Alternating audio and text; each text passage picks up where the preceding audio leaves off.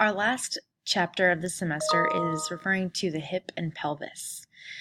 I think the hip and pelvis is a little bit harder to grasp than the knee, so we're going to break this down as best as we can. So we're going to start with a little bit of introduction. Okay, our hip and pelvis is made up of a ball and socket joint. Okay, which is the ball coming from the femur and the socket part coming from our hip. Okay, and the muscles and the bones that are associated with the hip and pelvis are so strong. We don't really see as much injuries to these areas as we would see with the knee or the foot and the ankle. Okay, usually it takes a whole lot greater force to hurt these parts of our body. So let's break down the anatomy. Okay, our first bone that we're going to talk about is the femur. Okay, remember we have talked about the femur for 2 chapters so far. It is the longest and the strongest bone in our body, so it would make sense where it would take a little bit longer, a little bit more force for it to become injured. Okay, we're up here at the proximal part, and what I need you to know on the proximal femur is the head, which is right here, which is our ball for our ball and socket joint. Okay, we have a couple other parts that are important for some anatomy, but the majority of that I need you to know is that the ball from the ball and socket joint comes right here from the head. Okay, I want you to take a look at how the bone looks. We already know that right here along the shaft is where there's going to be the most chance of fracture, okay, because it is weaker here. But let's look up here at the pelvis, okay, or where the pelvis would connect. So right here is where our hip comes in, and we have the ball and socket joint.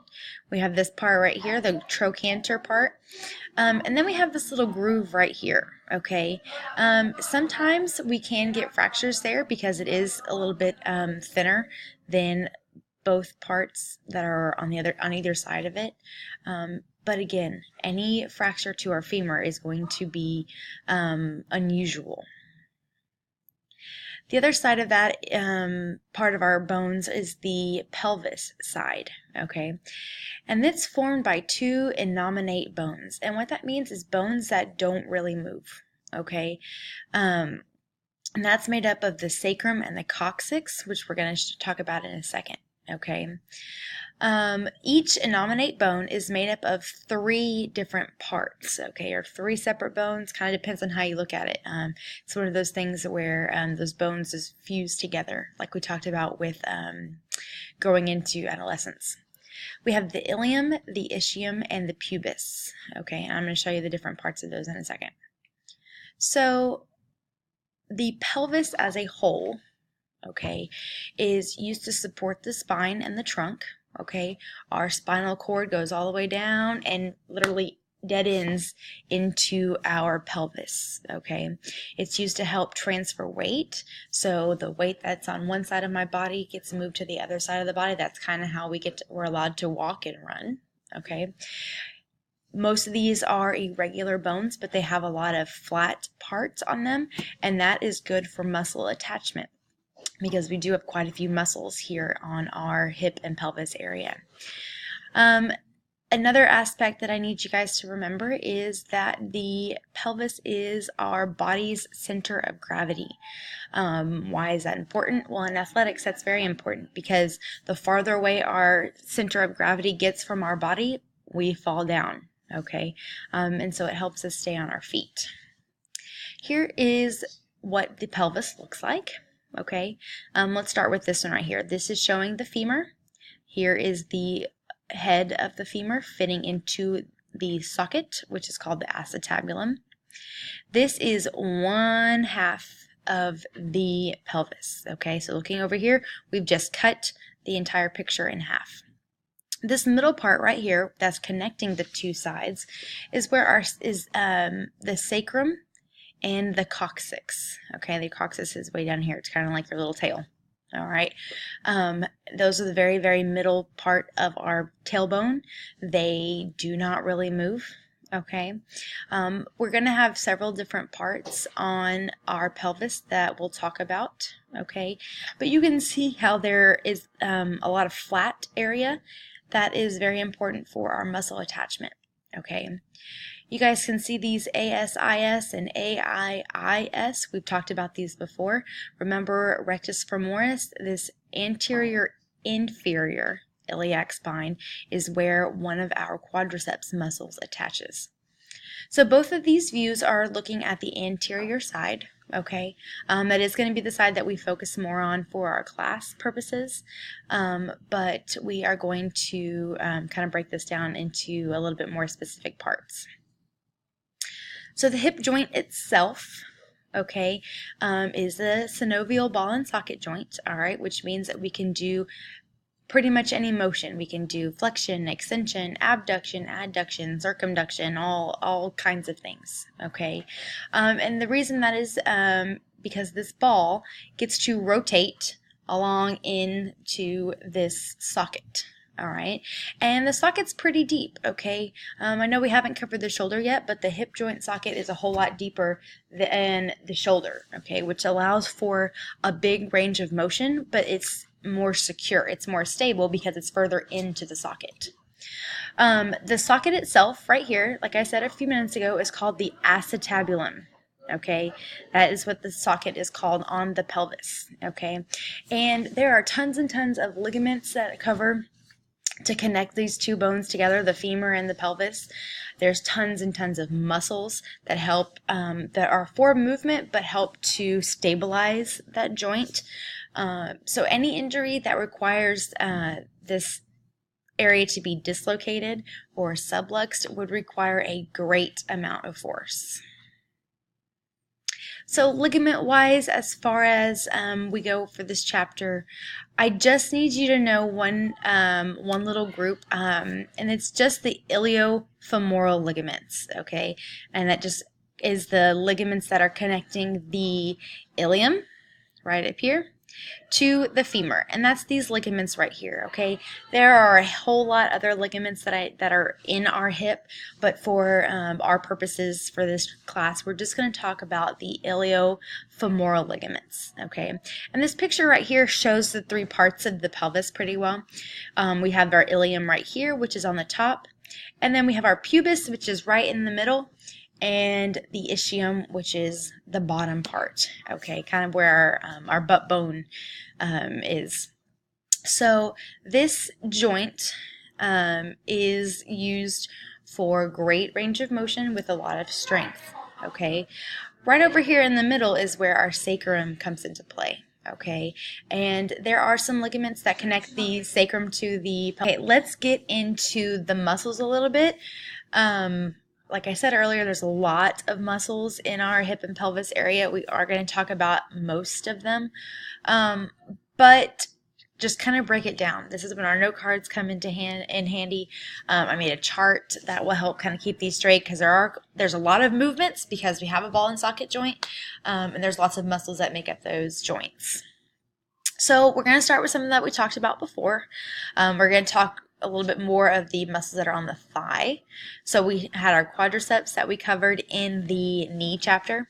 Now the thing with these, whatever motion that they do on the knee, they do the opposite motion on the hip. So our quadriceps, we learned last chapter that they extend the knee. They extend the knee. However, they flex the hip. Okay, and most of that's going to be the rectus femoris muscle because it's a little bit longer. But keep that in mind. Whatever they do on the knee, they do the opposite on the hip. So quadriceps extend the knee, but they flex the hip. And I've added some slides that kind of show those movements. So here's showing our knee extension. Those are our quadriceps right here. And our hip flexion is right here, like if we were trying to kick a ball, all right? It's important to remember it doesn't matter our position of our knee here. So if I take my knee to my chest with the bent knee, it's still going to be hip flexion, okay? Our next set talks about the sartorius, okay? The sartorius is the longest muscle in our body. But it does two different motions because it crosses. So it starts over here on the lateral hip and crosses anteriorly to the medial knee. So it is going, instead of it just running straight up and down, it crosses, which allows it to do some different motions. Not only does it flex the hip, because again, it's on the anterior side, so all the anterior muscles are usually going to work together, but it's also going to outwardly or laterally rotate, okay? And I have attached pictures of those.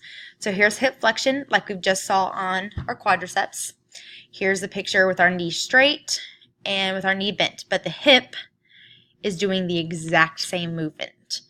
And then outward or lateral rotation. Look at where our knee is facing. Our knee is facing lateral, and that is going to cause the rotation in our hip and pelvis, okay? At that ball and socket joint, it's causing rotation. Kind of a hard concept to grasp because it is moving at the ball and socket joint, but a key point is where our knees are pointing, okay? The knee is pointing lateral, so that is lateral or external outward rotation. The next set of muscles are going to be on the posterior side, so they're going to automatically do whatever the opposite of the anterior muscles do. Remember the hamstrings, we talked about those last chapter.